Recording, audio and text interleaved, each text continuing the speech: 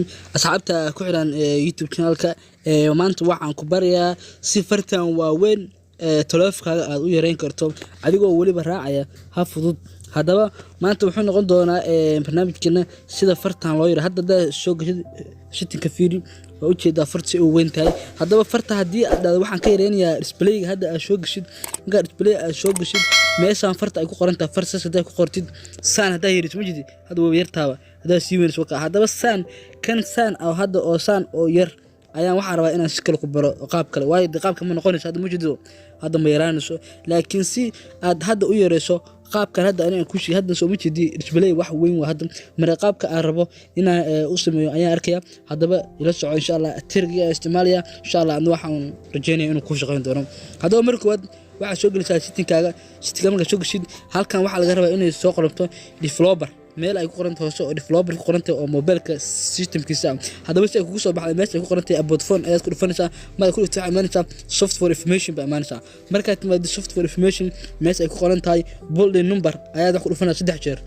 1 2 3 wuu ku soo baxay ma qoraal ku soo baxay ayaa taabanaysaa ilaa step 1 ilaa step 1 ka dhimashid bas biinka ku xirnaa ayaa ku furaysaa waayo waxa gelisaa mobilka systemkiisa ayaa gelisaa marka ka furtid saan ayaa ku soo baxaya bas developer made waa sameysay hadda waa ka soo baxaysaa meesha hoose awal ma ku lahayn developer laakiin hadda waa timo jidi meeshan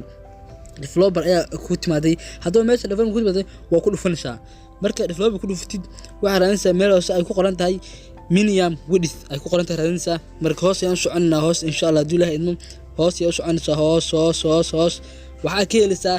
qaybtan ayaad ka helaysaa hadaba waa kan qaybta hoos marka soo gasho ay ku qoran tahay drawing-ka kan koowaad kan labaad saddexaad afraad shanaad lixaad toddobaad sideedaad waa sidee baymaanaysaa marka waa kan hadda ku dhuftay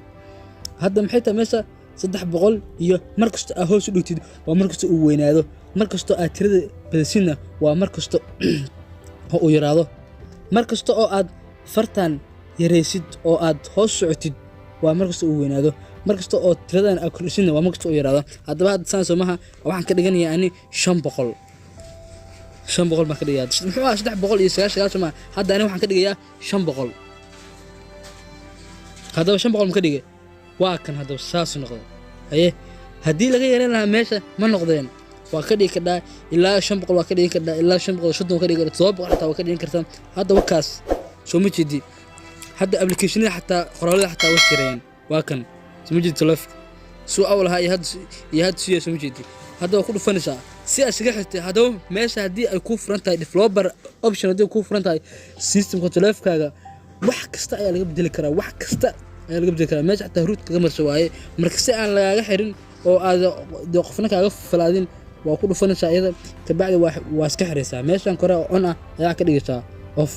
marka ka soo baxdi ma arkaysid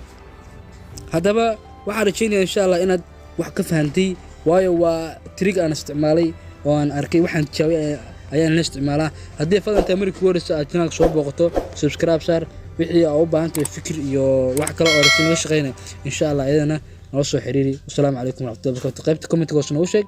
Assalaamu calaykum.